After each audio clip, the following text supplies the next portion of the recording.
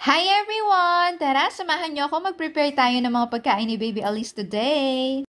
For her breakfast, gagawa tayo ng banana pancake. Siyempre, ang ating main ingredient is banana. And ginamitan ko siya na hot cake mix and egg. Nalimutan ko nga lagyan niya ng fresh milk kanina. Habang piniprepare ko nga ito, natatakam ako kasi favorite ko yung banana. So ito na yan, hinalo-halo ko na. Hanggang makuha ko yung gusto kong consistency. Dahil wala na nga rin pala kaming butter, ginamitan ko siya ng olive oil. Habang nagluluto nga ako, narinig ko ng Baby Alice ko, nagising na siya. Kaya kailangan natin magmadali at mag-multitask tayo. Hinuhugas ako na nga rin pala itong mga gamit ni Elise. Hindi kasi ako nakapaghugas kagabi sa sobrang pagod. At ito na nga ang ating mga naluto for our Baby Alice. Ginayat-gayat ko nga pala ito in 2 pieces para mas madaling makain ni Baby. And sabi ko kay Daddy, siya na muna ang magbantay kay Baby habang nakain. Isa nga sa paborito ni Baby Elise ang banana. Ang galing-galing na nga kumain ni Elise. Tapos kapag ayaw niya na talaga. At ang galing na nga rin niya manghingi ng water, kaya ito papainin mo natin ang ating Baby Elise. Ang pinapagamit ko nga pala sa kanya yung sippy cup pa rin. Minsan, tinatry ko na siya sa cup siya uminom. At nainip na nga ang bata, tingnan nyo naman nakatayo at nagtuturo pa dun sa labas. After namin kumain, napaliguan ko ng Elise at naligo na rin ng mommy.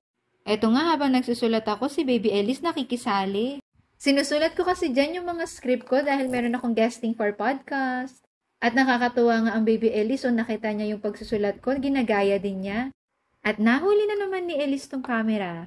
Ayan sabi niya, Mommy, ikaw talaga. At pagkatapos nga niyan, tinangay niya tong mga papel ko para siyang nagbabasa kasi nakita niya nagbabasa si Mommy.